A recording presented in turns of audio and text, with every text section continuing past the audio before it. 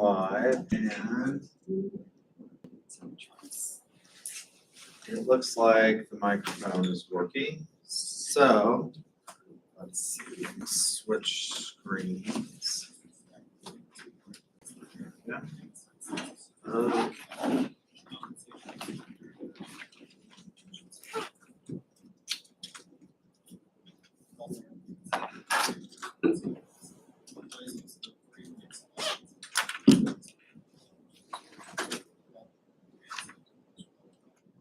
Let's see if I can do this too.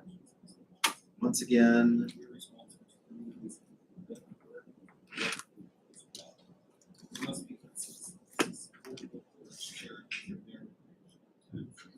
why is it not pausing? Let's try. So again, marketing.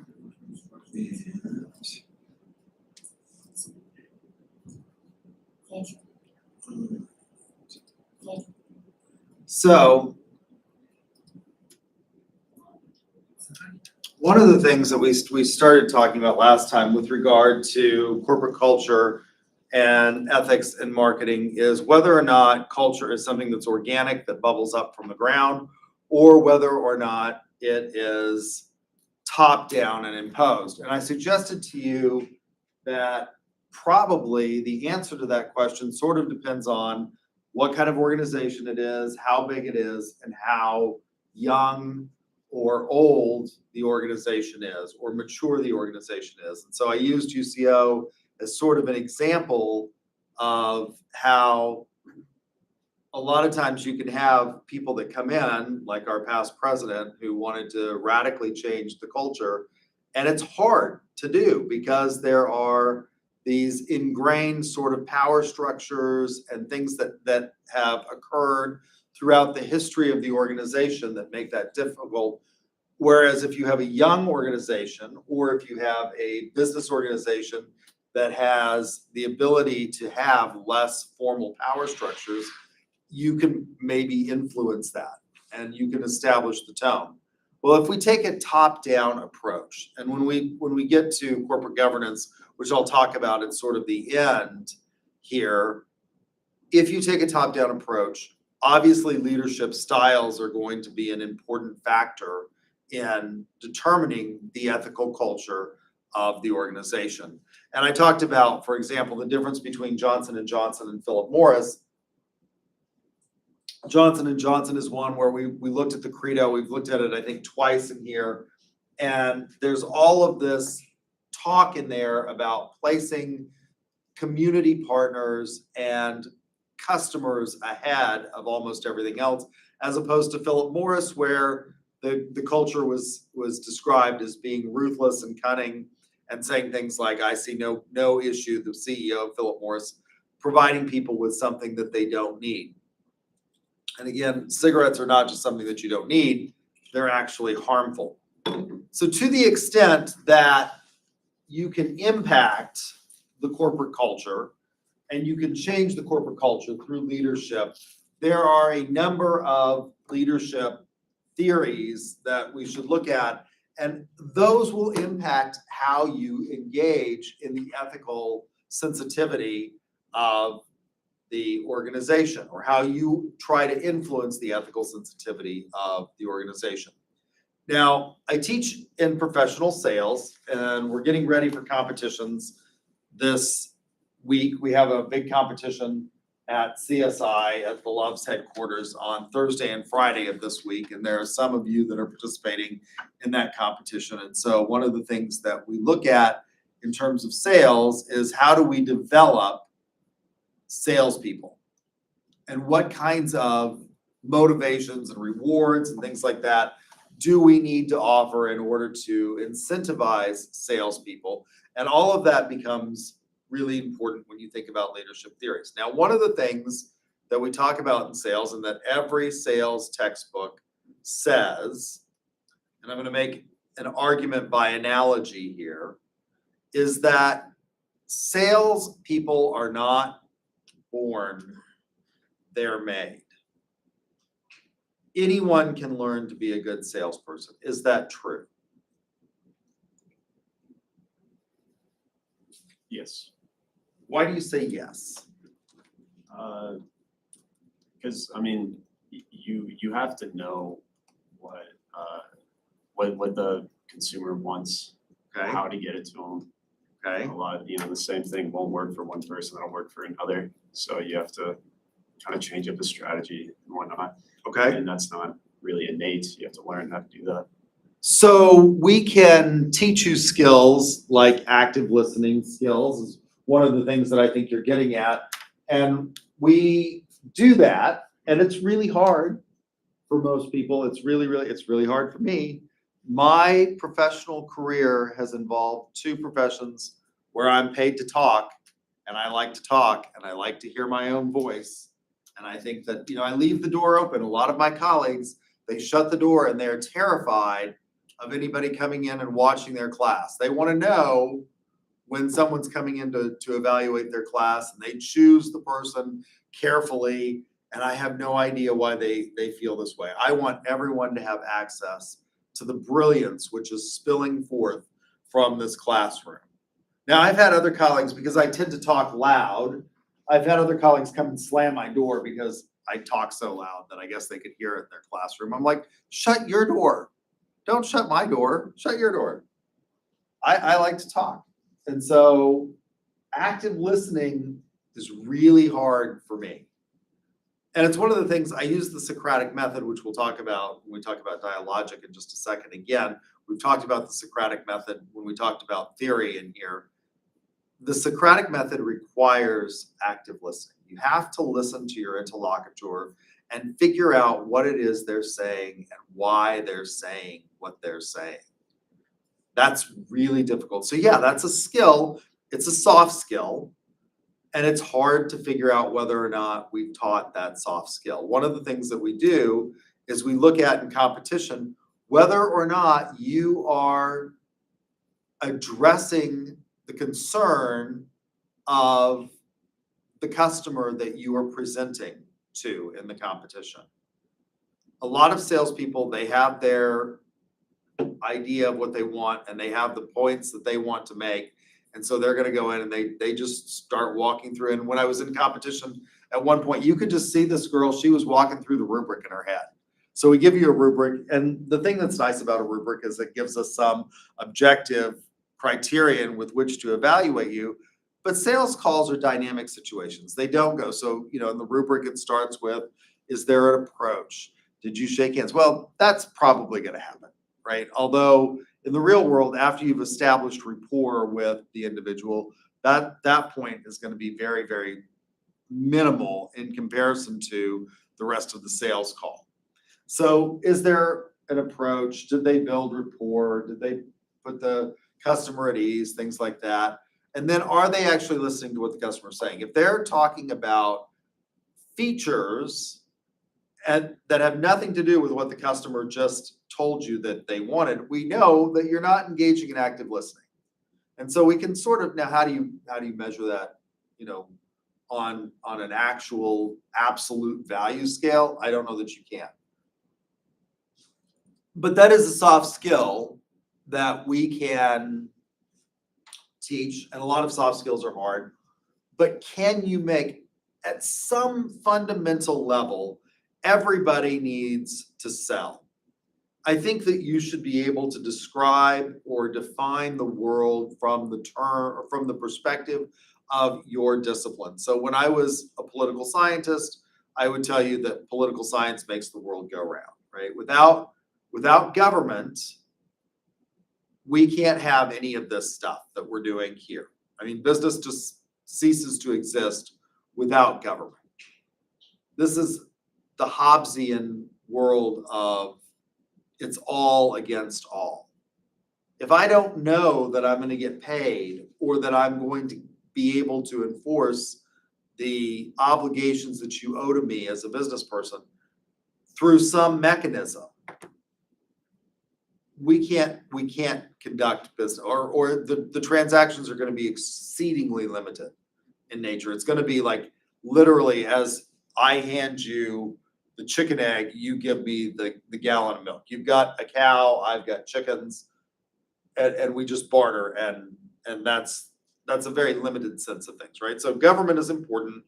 So I think the government makes the world go round. Then I became a marketer, and I would say that marketing makes the world go round because everything involves the need to engage in this pervasive social activity.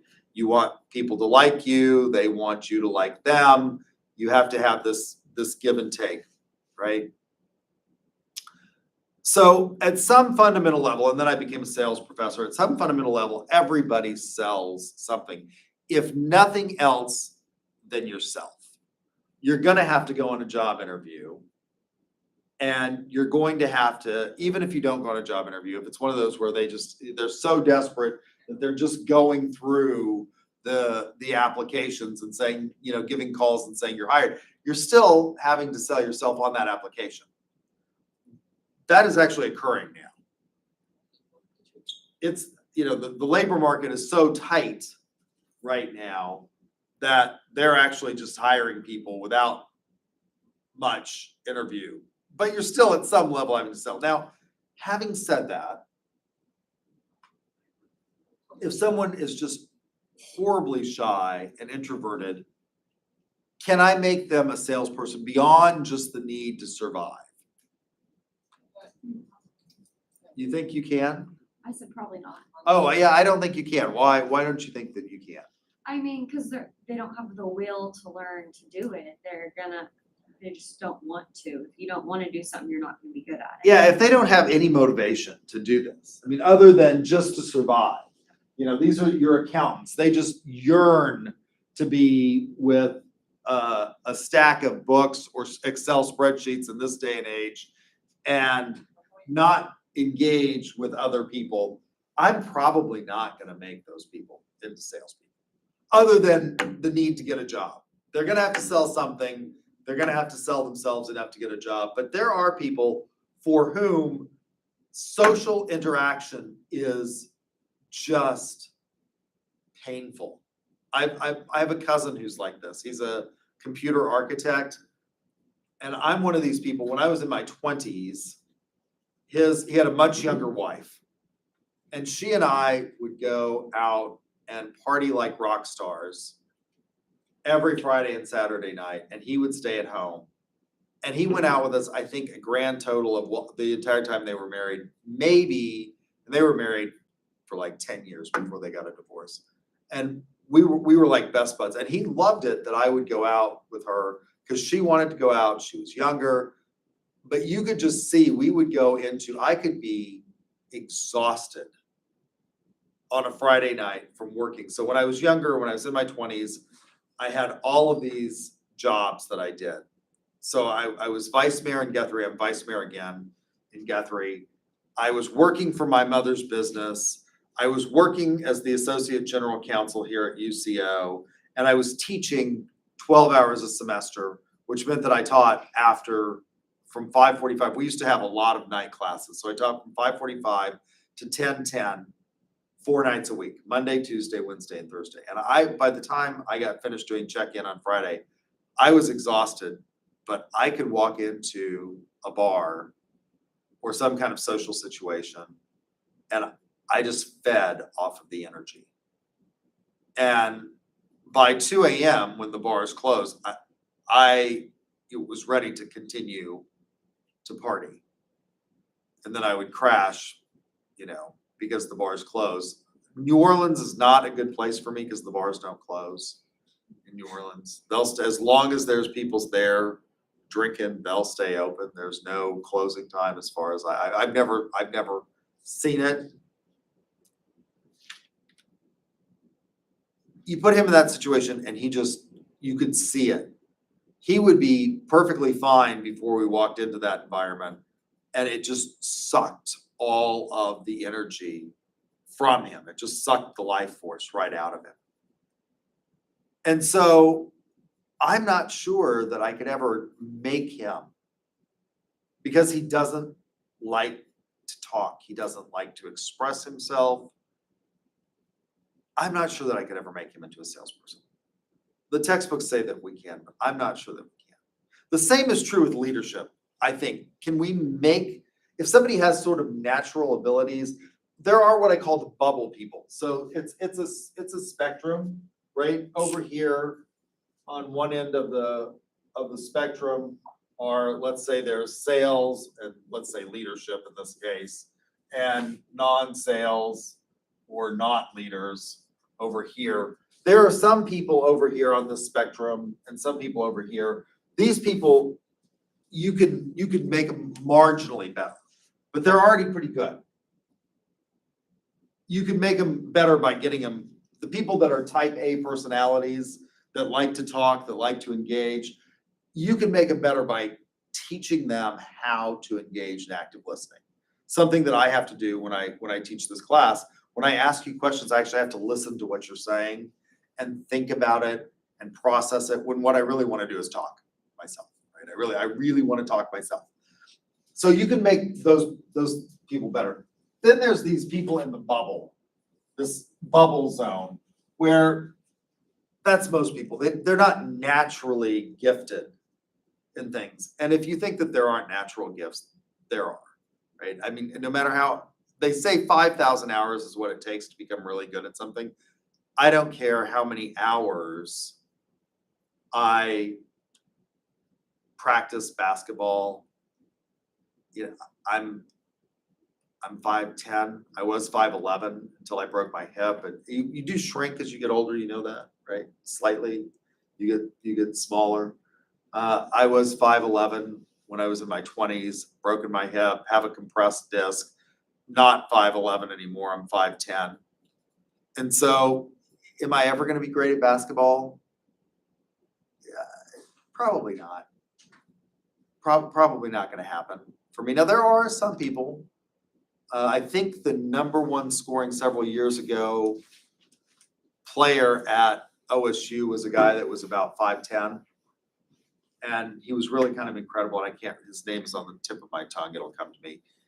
But that's unusual, right? I mean, and I think there's some natural talent. There are these people that are what I call the bubble, where you can impact them. There are these people over here that are on the margins that you're never really going to get them to be top competitors at a sales competition and get them, top jobs in sales. And then there are these people that it's just real easy for. The vast majority of people are in the bubble. So while I don't think I can make everybody a leader or everybody a salesperson, the vast majority of people, we can work on those skills and we can develop them and we can make them better. Now, interestingly enough, with regard to leadership and sales, does everybody want to be a leader who's in sales? I had this argument with one of my colleagues. You're shaking your head no. Probably not. Why not? I mean, some people just don't want to be leaders. Some people just don't want to be leaders. That's absolutely right. So I had this colleague, she's like, you can lead yourself. I'm like, no, that's not leadership. That's motivation. You've now defined leadership in such a way as to make it, a useless term. Because leadership is, by its very definition, the ability to influence others, to get them to engage in activities or behaviors that you want them to engage in towards a goal that you want to achieve. It's not motivating. You're not leading yourself. That's not leadership. So not all salespeople are leaders. Not all leaders are salespeople, but there is a lot of overlap in the skills. So we have, once again, leaders, sales, and there's a lot of overlap. And maybe the model is more like this, right? Where the overlap is really, really big in terms of these skills that people need to be successful in these types of careers. So you may not be leading a team as a salesperson. And this was my argument when she said everybody's a leader. You may not be leading a team, but you may be leading your customer in terms of trying to get them to buy what it is that you're selling. So leadership and theories of leadership come into play. And the reason I talk about all of this is to say that when we think about these types of leaderships, can we actually teach leadership? Can we actually teach sales? Yes, to the right people. And yes, within the limits that we have, right? And so these theories are important, but can we actually make leaders if somebody just doesn't want to do that? I know it's unclear to me that we can do that, but we can identify these different types of leadership and ask what kinds of impacts those various types have on corporate culture, to the extent that they can impact the corporate or organizational culture that they are operating in. And so again, I think it depends on the organization, its age, its size. It's much easier for me to impact the leadership and the culture of, for example, I'm having to help in my mother's business right now because we're having a lot of trouble finding employees. That's a small organization. We have about 6 or 7 employees. It's harder for me, or it's easier for me to impact that than it is for me to impact, for example, as a leader in the college business. So I'm the department chair here at UCO. Again, this is an organization that has lots of rules, very rule bound, very hierarchical rather than flat. So is the organization one that is pyramidal in structure, where you have, the CEO at the top and vice presidents, or executive vice presidents, then whatever. And then you get down here and there are lots of little boxes. Or is it a more flat organization where you have, a individual that may be the titular head, but there's below that level, there's broad, sort of participation. So types of leadership. Theory X and Theory Y. Now, a lot of the other specific types of leadership can fall into one of these two categories. And I'm sure you all have had a leadership class here at UCO, right? You've heard about Theory X and Theory Y at some point in time. You've heard about it probably in management. They talk about these a lot. So Theory X, what these two theories look at is, what is the motivation, or how do you view the world? And these two theories are sort of polar opposites. Now, again, one of the things that I think we should think about is the dialogic, where you have a thesis, an antithesis, and then maybe you get some kind of synthesis in the middle. And some of these other theories that are more, well-defined, or maybe more sort of middle of the road theories, which is where you have a combination of the two. So Theory X says basically that people respond to reward structures, and that those are sort of objective, and as a result, you need to manage people, because if you aren't managing them with sort of a heavy hand, they're going to wander off and do their own thing and not be productive. So it's a very top-down, heavy-handed approach to leadership. You view people as being inherently sort of lazy and needing a lot of guidance.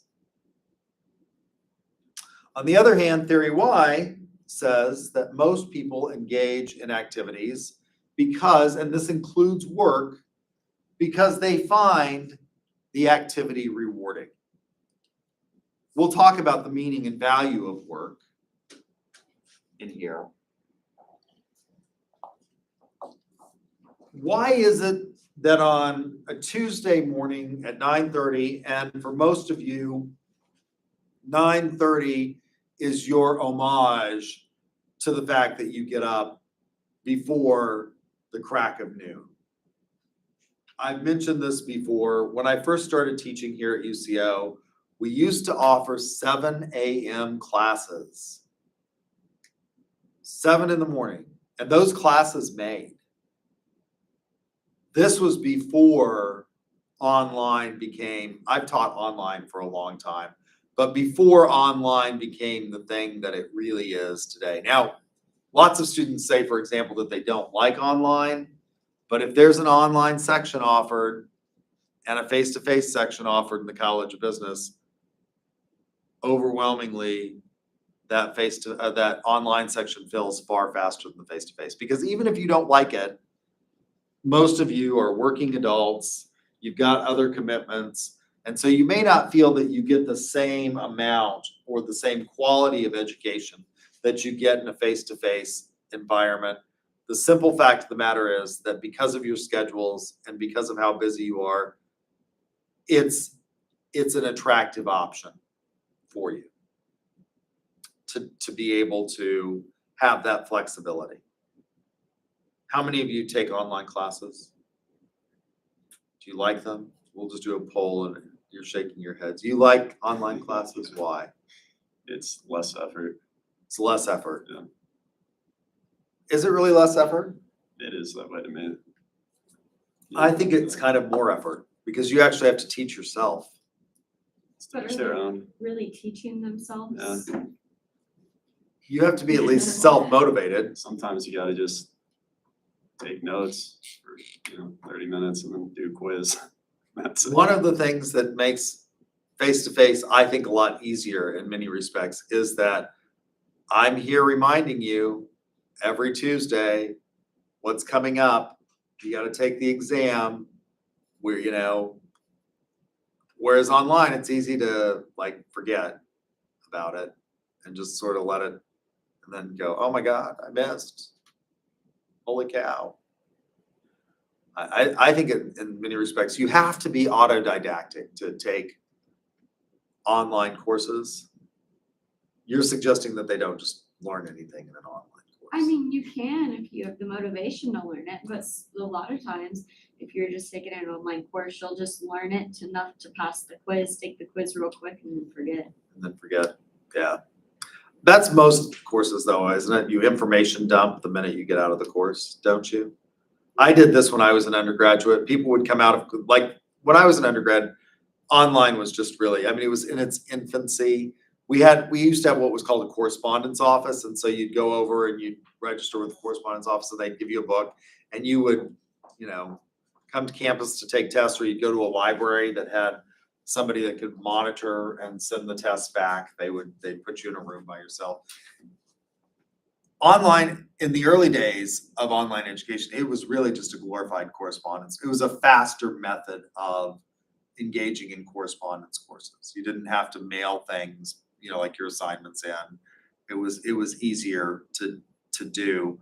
But I would take, I didn't take an online course until I got to my PhD program. And then I thought, well, I've taught this, I needed some support area classes in my PhD. And I thought, I've taught online for, at that point in time, it was like 22 or 23 years. Maybe I should see what this is really like from the other perspective. And so I took two courses.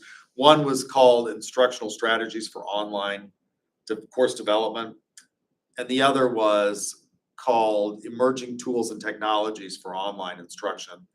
And I was a miserable failure. I got an A in both those classes, but I can tell you the professor was constantly emailing me like, I was always one of the students that was late, or not late, but getting close to up on the deadline of things needing to be done because it's hard. It's easy to forget and go do something else. But in spite of that, face-to-face classes, there were lots of courses that I would take that I knew that I didn't really need the information after the class was over. And so I'd walk out of tests and my fellow students, because everybody knew I was going to law school and I graduated with a, summa cum laude with A's.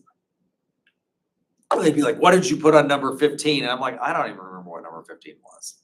Like, 15 seconds after I walked out that door, like that was done to me. It was over.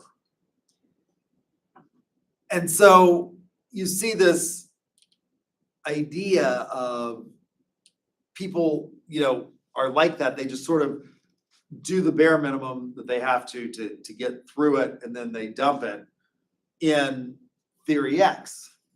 this idea that employees really, the motivation is it's transactional. It's a transactional relationship. And the only reason I'm doing this job is because I need the income. On the other end of the spectrum is this idea that people find meaning and value in the activities that they undertake. Which is one of the reasons why, going back to, my question to you about why are you here at 9:30 listening to me drone on about ethics? Well, because most of you don't want to just have a job where you're flipping burgers at McDonald's and it's completely transactional. You want something else out of that experience. You don't want to just sit there and flip the burger. I don't even think they flip burgers anymore at McDonald's. Almost everything probably goes into a microwave anymore. It's like pretty well pre-done. One of my friends I never worked at McDonald's. I never worked fast food. One of the few people probably who didn't, like at some point in time, almost everybody I know has worked in fast food. I didn't. I worked for my family the entire time I was in high school and stuff. So, but he said when he worked at McDonald's, there was actually somebody who came in the morning and made biscuits. They don't even do that anymore. The biscuits come in, they're frozen, and they just pop them in a microwave and heat them up, and off they go. Most of you want something other than that. Theory Y holds that people want more. That intrinsically, people want to find meaning and value. We are meaning generating beings. We can't help it. This is the good way to read Nietzsche. Remember what I talked about at the beginning of class? I said there are a couple of people that I'm going to talk about that I think are misunderstood. One was Machiavelli. We talked about Machiavelli and the Prince. Machiavelli becomes known for the Prince. That's not what he considered his greatest work, in my opinion. The Prince was a very specific work written for one person, an audience of one, and it became what he's most known for. Nietzsche is similar. The positive way of reading Nietzsche is that Nietzsche says we're meaning generating beings. We search for meaning in our lives.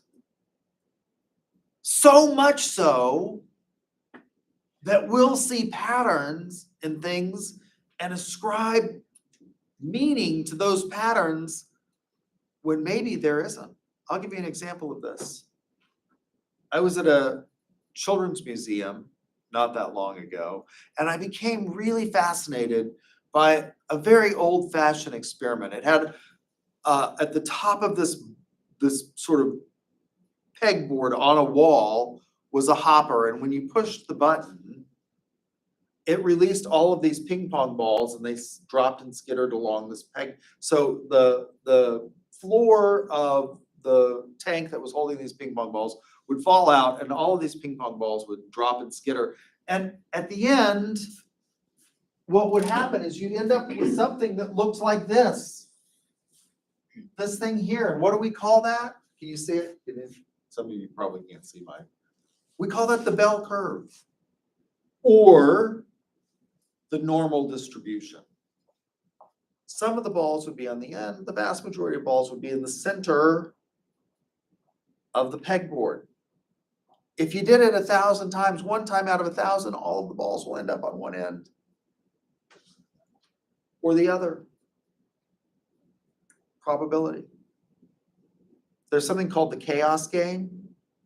You can do this, take a pair of dice and a ruler, put a dot anywhere on the piece of paper, roll the dice, take the ruler, go in any direction, put another dot. If you do this long enough, we've got computer programs that will, it's stupid to do this, but there will start to emerge patterns on the paper out of the dots. It's so hard for the mind not to ascribe meaning to that. That there's some grand scheme to it. This has led to a lot of people, for example, saying, looking at these patterns that emerge and making arguments about, for example, the existence of God based on this. It's one of the stupid arguments, and it's one that's used all the time. It's called the argument from design. You look at the world and you say, look, there's all these patterns, and there had to have been a designer. If you are raised by wolves on a deserted island because your family has a shipwreck, and as a baby, this mother wolf cares for you and suckles you and grows up, you wouldn't know anything about the human world. And if you come across a bottle on the beach that's got a watch in it, you start to look at it, well, what's the one thing that you know about the watch? If you know nothing else, you don't know about people, well, you know that something had to create the watch. That's the argument from design. The problem with that argument is that in an infinitely expanding universe, the probability of things coming together is not only possible, it's highly probable. We're meaning generating beings. And so theory Y says we look for meaning. It's not just transactional. And so what you have to do is you have to provide people with the opportunity to have meaning and feel valuable. And so it's not just about watching them and writing them and making sure that they're doing their job and not being lazy. It's about creating meaningful work.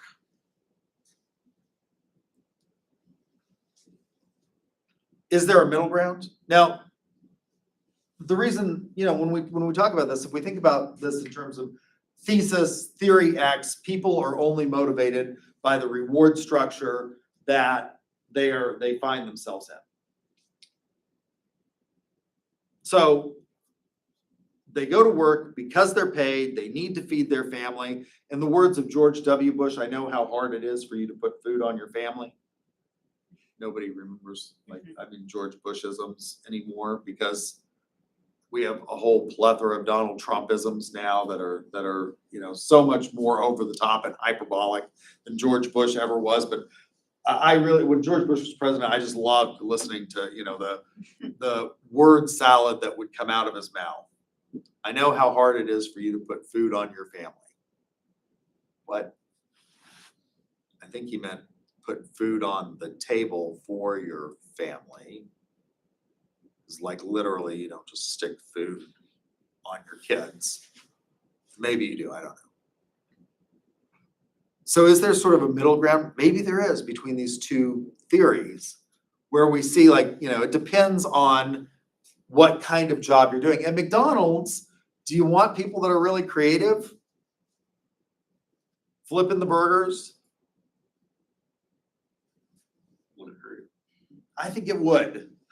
What makes McDonald's successful? What makes McDonald's historically, I don't know that this is the case anymore. I get annoyed now because it's called fast food for a reason. It's supposed to be, and it's not fast anymore. The reason that it used to be fast when McDonald's started, when Ray Kroc screwed the McDonald's brothers out, he visits this, if you've ever watched the film with Michael Keaton called The Founder, he's a milkshake machine salesman, and he's not very good at this. And he visits, there's one customer out of everybody that he's trying to sell this milkshake machine that's got 3 ways of making milkshakes. It's got 3 of the little spinny things on it. And nobody can figure out why the hell you want that until he meets the McDonald's brothers. They're doing such a booming business. Why are they doing? Well, they had a very limited menu. They sold burgers, fries, and drinks. And one of those drinks was milkshakes. So they needed a milkshake machine that would make things quickly, because the idea was you walked up, you got your burger, you got a bag of burgers, fries, and a drink. And they needed it quickly. And having one of those milkshake machines, if you go to a family style restaurant where you sit down, you're not thinking, geez, it's taking forever to get my milkshake. You're looking at menu, they're making the shake. So he comes upon this and he notices that like they've got this, there's people lined up. Why? Because it was cheap, it was fast, and it was consistent. That's what we appreciate McDonald's for historically. It's cheap, it's fast, it's consistent. I can tell you this, I have had Big Macs in Germany. I was a foreign exchange student in Germany. The family that I lived with, German food it's awful. And when you couple that with the fact that the mother of the family that I lived with was a horrible cook, McDonald's starts looking really, really good. And there was no McDonald's in the town that I lived in. So every time we would go to a bigger town, which was usually like Frankfurt, where there was a McDonald's, I would run, not walk, because I was starving to death. I would run to that McDonald's and I would order, I was the skinny little kid until I hit my mid-40s. And then I don't know what happened, my metabolism flipped and now like I have to fight the weight. But I weighed, when I got married, the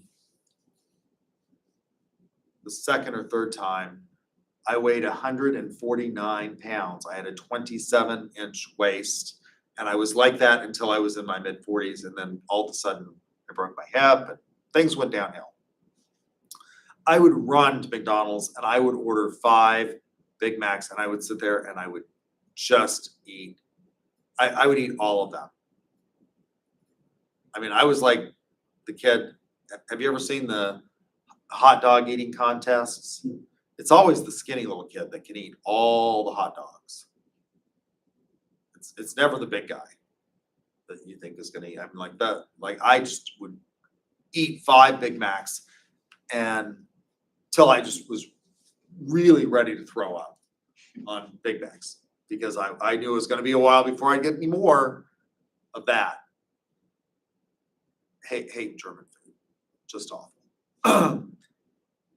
So McDonald's is cheap, fast, consistent. That's what we like about it.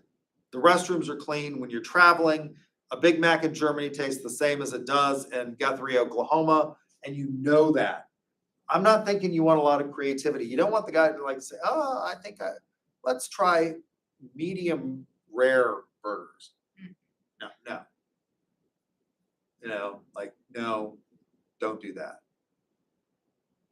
The Big Mac is 2 all beef patties, special sauce, lettuce, cheese, pickles, onions on a sesame seed bun. That's what it is. It's what it is in Germany. That's what it is in the United States. Now, there are some exceptions. If you go to India where they don't eat cows, they don't have 2 all beef patties, special sauce, lettuce, cheese, pickles, onions on a sesame seed bun. They have something else. That's what it is in every place except India. And we don't want a lot of creativity. On the other hand, what I do as a college professor, you probably want a lot of creativity. You don't want somebody standing up here. I remember I got my undergraduate degree, again, summa cum laude.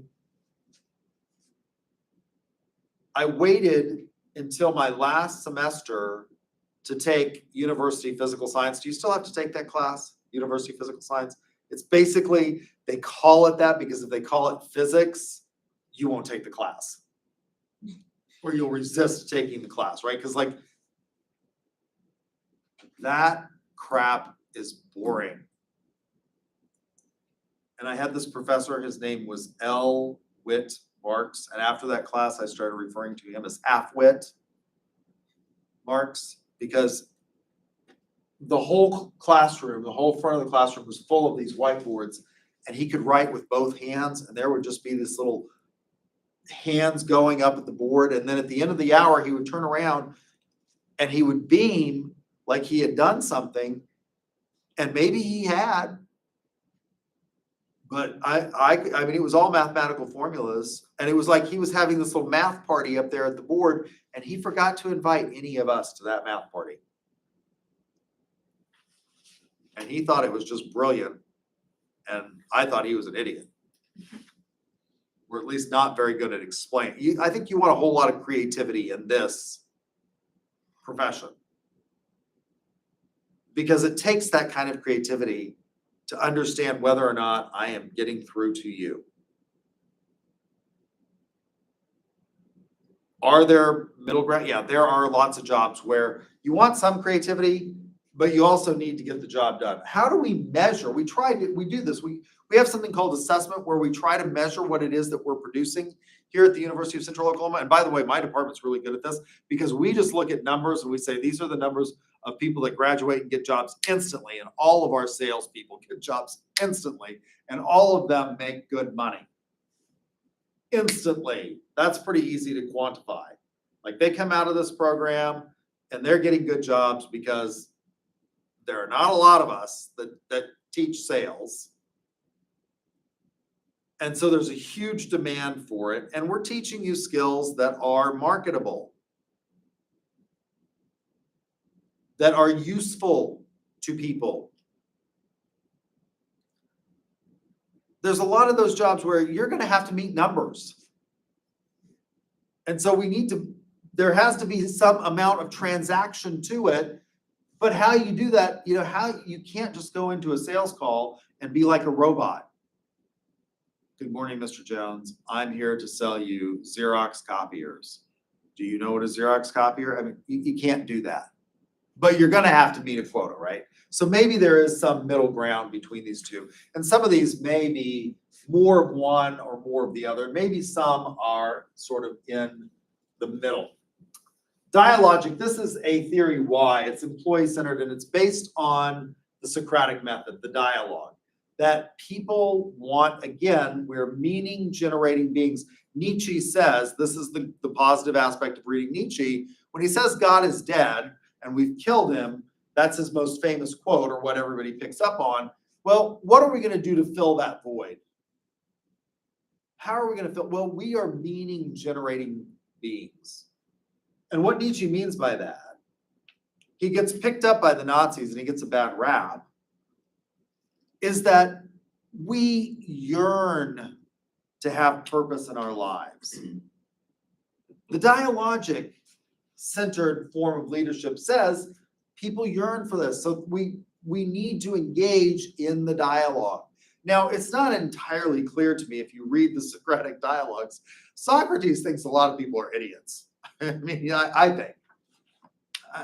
The written word is notoriously difficult to, but I mean, it's pretty clear to me in Republic that based on his responses that I think there's some level of flippant attitude. But when you get in with a serious interlocutor, and in Republic, the ones that are not serious or that don't have really, sort of difficult ideas to deal with are dispensed with fairly quickly. But when you get to those that really are presenting good ideas, it's harder for him. And Republic is a fairly thick tone. Some of the other dialogues are much shorter. Mina, for example, I think is much shorter. So it's this idea that you engage in the debate with your employees and you listen to them and you come up with what's a good solution based on the dialogic. So it's clearly a theory Y type of leadership. Now, what's a disadvantage of this type of leadership? Going back, let's take the extreme example, going back to my McDonald's example.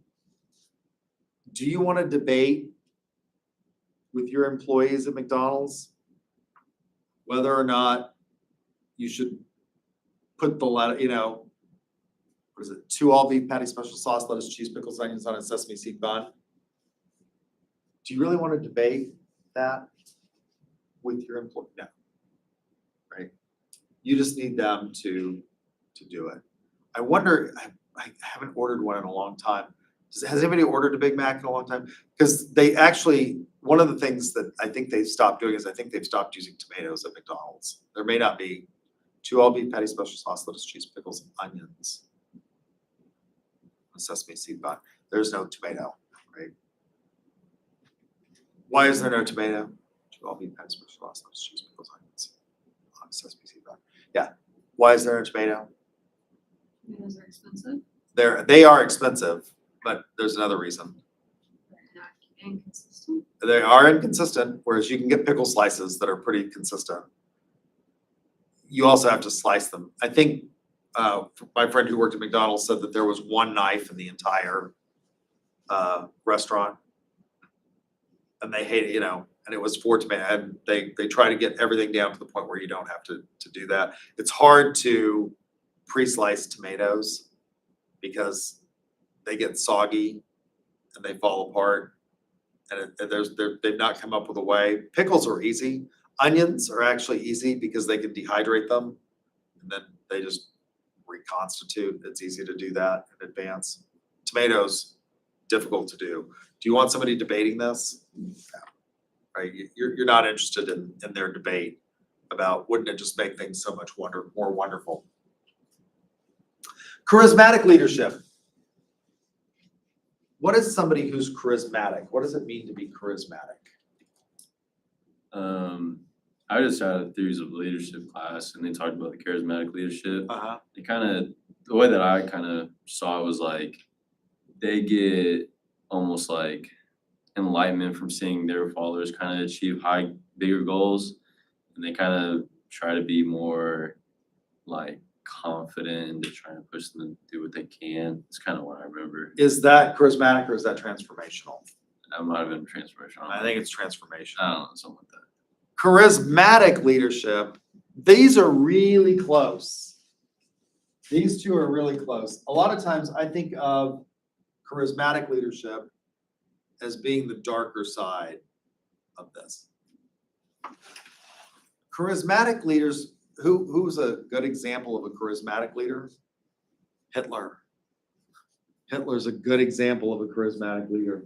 Donald Trump is a good example of a charismatic leader. Charismatic leadership is not necessarily, it's about motivating people. They are magnetic. Now, if you met, and this is one of those things where we have to think about the difference between perception and reality. When Hitler was starting out, people who met him were very off-put by him. It wasn't clear that he was going to rise to power. And it's entirely possible. There's a difference between perception and reality. One of the things when Ronald Reagan was president, they asked people in a poll, they did it a couple of times, I think, who's taller, Ronald Reagan or George Herbert Walker Bush? George Herbert Walker Bush was Ronald Reagan's vice president. Everybody thought that George Herbert Walker Bush was shorter than Reagan. He was not. I think he was 6'2" or 6'3", and Ronald Reagan was something like 5'10" or 5'11". He may have been right at, let me make sure I got this right, make sure I've got the height correct. He might have been like right at 6 feet.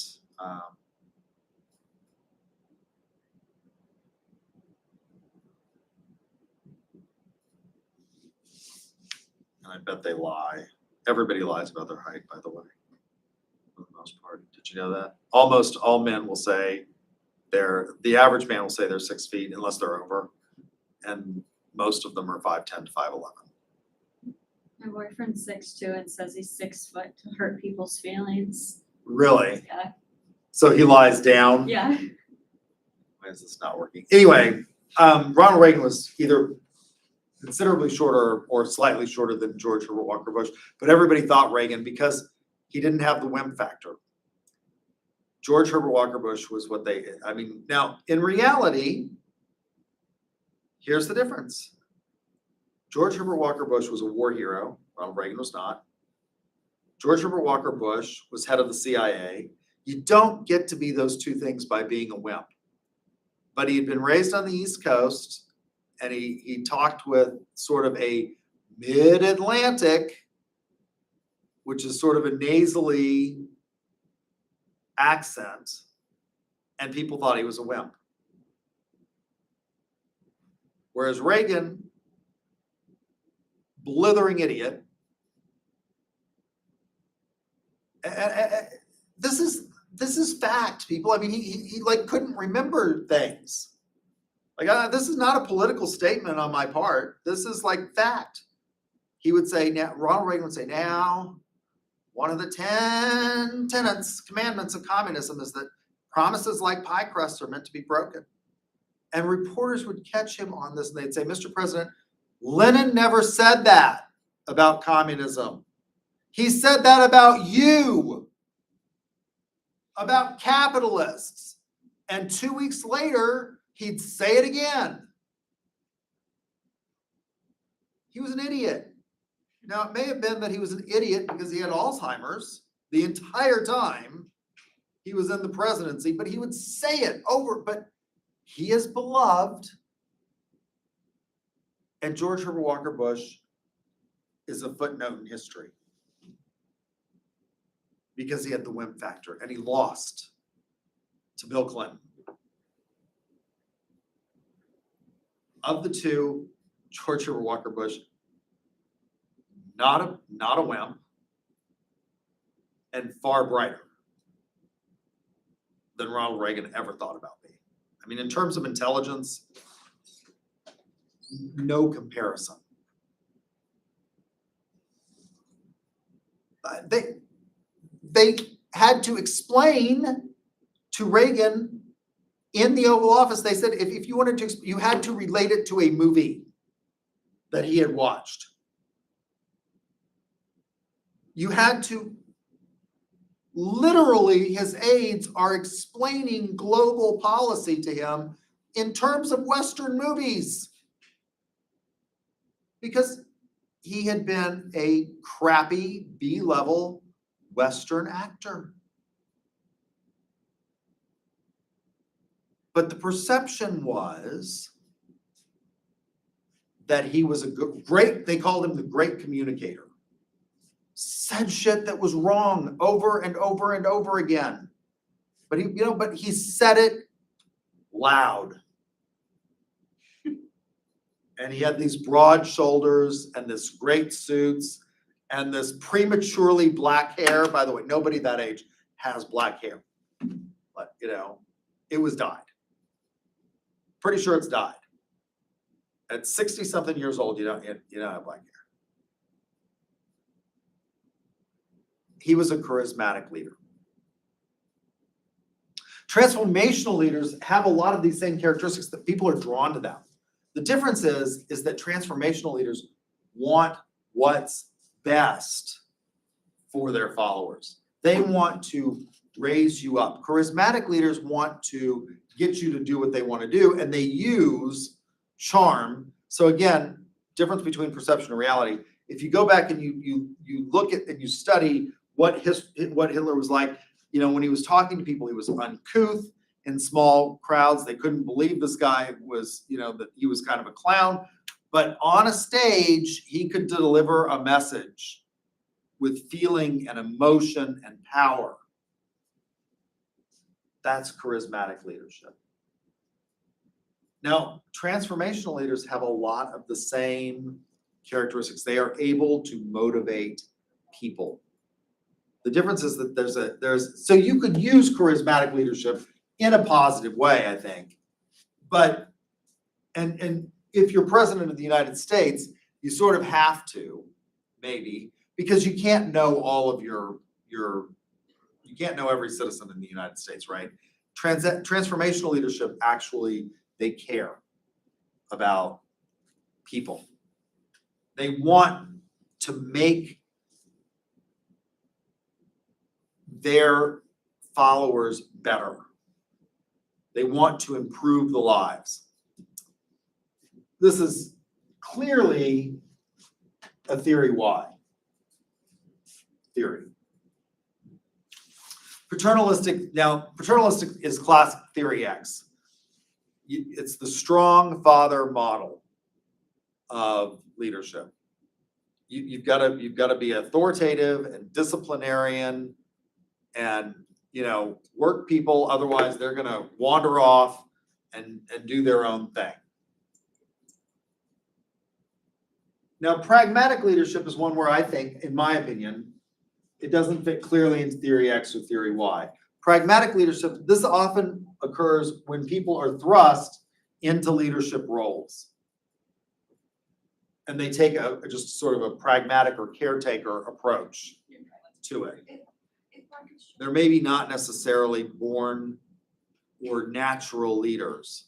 They're just sort of thrust into it. In management theories, they call this, being promoted to your level of incompetence. You have a worker that's really good at doing something, and so you think, well, they'd make a really good boss. And this is where I got into an argument with my colleague over leadership. And I said, there are lots of salespeople that don't want to be leaders. They don't want to take on, they never want to become sales managers. Why is that? The minute you become a sales manager, you oftentimes limit your ability to make money.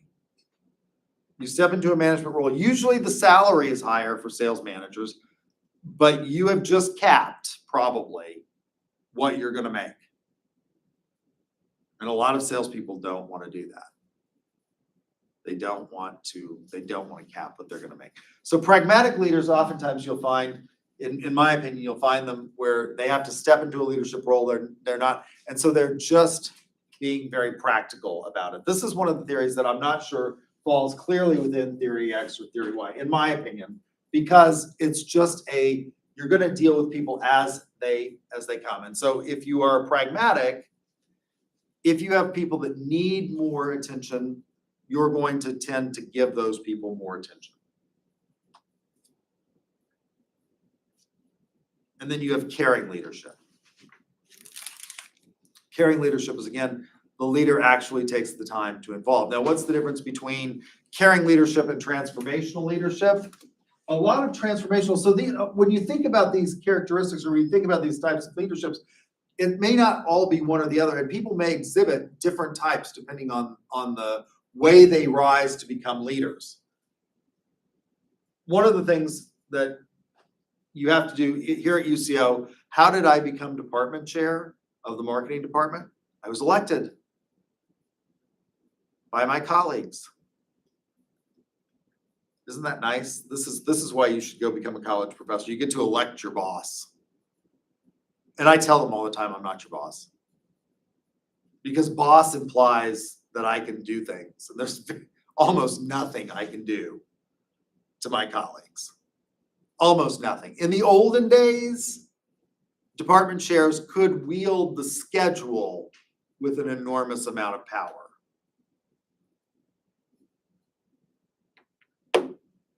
How could they wield the schedule? Well, before we were teaching lots and lots of courses online. If I didn't like you and I was department chair and you made me mad, I could assign you to teach a class from 7:30 to 10:10 on Tuesday nights and give you a Monday, Wednesday, Friday, 8 a.m. class. Those days are gone. Those days are gone. We don't teach 7:30 to 10:10 classes anymore. Why? In marketing, like the MBA they do, but in marketing, are any of you gonna take a 7:30 to 10:10 class at night? No. Are you gonna take a 7 a.m. class? No. What are you gonna take? The online class. I mean, those classes just won't, I would love to teach a 7 a.m. class. It won't make. Students just won't, they won't take it. And I have some colleagues that would love to go back to teaching at night because they're night people. Not gonna make. Not gonna happen. So caring leadership, again, these are not necessarily clearly, one or the other. I tend to think of caring leadership as they exhibit a lot of the same characteristics as transformation. They care about their followers, but maybe they lack sort of the charismatic aspects of leadership. Now, a lot is going to be if you can impact the organization through leadership, if it's a new organization or it's one where you have a lot of control, then leadership matters. So how do you build these value-based cultures? Well, it comes from the leaders having mission statements, codes of ethics, and statements of value. Now, what's important about these is that you not just have them, but you live them. And in marketing, we call this living the brand. And who's an example, until recently at least, of living the brand? Well, Southwest was a good example of living the brand. Until recently, Southwest was one of the only airlines that had never gone bankrupt. They still haven't gone bankrupt, but as a result of their sort of legacy system, they've had some problems as a result of their legacy, customer management system. They've had some problems, but they lived the brand. Southwest, it was more fun to be on a Southwest flight than it was to be on an American or a Delta or United. I mean, their employees love that company. Why? Because they have these mission statements, they have these codes of ethics, they have these statements of value, and they live them. Southwest, for example, one of the reasons that their employees love them is Southwest. I mean, one of the things that lots of management and marketing people will tell you is the customer's always right. Southwest didn't believe that. For a long time, they didn't believe that the customers, if you got aggressive with a Southwest employee, they would blackball you and you would never get on a Southwest flight ever again. They lived their values. So you have to develop these, but then you also have to implement them. These are not self-fulfilling items. It's fine to have these things and to put them up there, but if you don't actually, and to the extent that leadership matters, you get people to buy into these ideas, these beliefs, these statements of values. You motivate them to believe this, to live that brand, to live the brand. Otherwise, they're just statements. How do you assess these kinds of things? Well, through ethics hotlines. Having employees have the feeling that they can actually reach out and talk to somebody and that their concerns will be listened to. Now, and again, you could have a hotline. We have one here at UCO, for example, with the Board of Regents has one. It's called Ethics Point. How much is it used? How much do people believe in it, that it works? Having corporate ethics officers who actually have power and responsibility and a seat at the table, and that those voices are listened to. And then you have to have holistic integration. What does holistic mean? It's a organic approach. You can't just say it. You have to have a holistic, to the extent that virtue ethics, and this is one of the reasons why I think that you should think seriously about virtue ethics. Virtue ethics is a holistic approach to ethics. Deontological ethics, teleological ethics, deontological duty ethics, the categorical imperative, those tell you how to act in discrete situations. Utilitarian ethics, teleological ethics tells you how to act in discrete situations. Virtue ethics teaches you how, through habituation, to behave. And I'm out of time, and we made it through where I said, so we're right on track. If you got ducks, come see me, and we will be moving on to the next topic. Stop that.